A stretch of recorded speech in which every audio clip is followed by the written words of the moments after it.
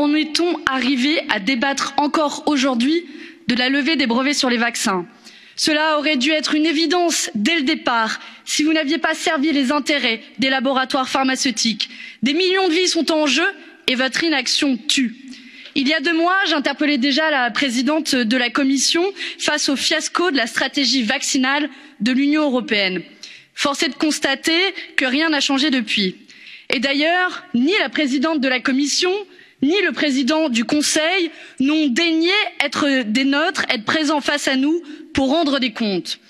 Je comprends qu'ils se cachent, car j'aurais honte à leur place. Honte d'avoir imposé des restrictions inédites de liberté aux citoyens sans imposer de règles au labo. Honte d'avoir laissé les vaccins devenir des biens privés alors qu'ils ont été financés par de l'argent public. Honte d'avoir laissé la pandémie devenir une machine à profit avec 3 milliards de bénéfices pour Pfizer rien qu'au premier trimestre. Honte d'avoir protégé à tout prix le monopole de production et causé la pénurie mondiale. Honte d'avoir privilégié les pays riches qui ont reçu 80 fois plus de doses que les plus pauvres. Honte d'avoir perdu 1 an alors que des entreprises comme Teva sont prêtes à produire des vaccins si on leur donne la recette. Honte d'ignorer l'appel de l'ONU, 100 États, 175 ex-dirigeants et prix Nobel, l'OMS, les scientifiques, les ONG et même du président américain Joe Biden. Honte de considérer que le brevet d'un vaccin a la même valeur que celui d'un iPhone.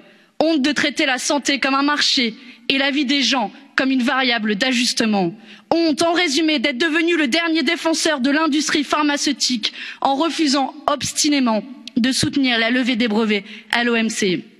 Oui, Madame von der Leyen, mais aussi Monsieur Michel, Madame Merkel, Monsieur Macron, vous devriez avoir honte d'être les idiots utiles des Big Pharma. Cessez de nous prendre pour des imbéciles en parlant des vaccins comme des biens communs, alors que vous faites tout pour les maintenir dans le marché. Nous avons remporté la bataille culturelle contre les mensonges des lobbies grâce à une mobilisation citoyenne sans précédent, même si nous étions bien seuls dans ce Parlement à porter ce combat. Reconnaissez maintenant votre erreur et assumez enfin vos responsabilités. La levée des brevets doit être immédiate, sans condition, intégrale, durable.